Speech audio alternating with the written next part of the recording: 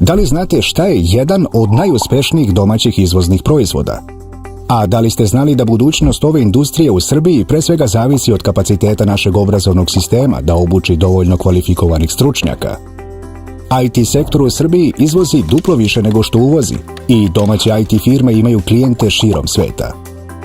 Tržište softverskog inženjerstva će na globalnom nivou rasti 12,4% godišnje, a samo evropske kompanije procenjuju da će im do 2020. godine biti potrebno čak 825.000 obučenih radnika.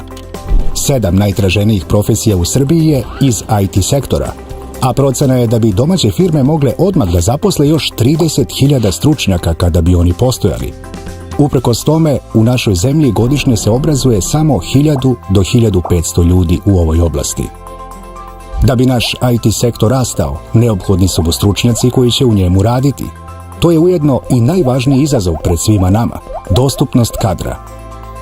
Zato su predstavnici domaće IT industrije, kompanije i organizacije izneli predlog šta je neophodno da se uradi ove godine kako bi IT zdravo rastao i bio oslonac domaće privrede.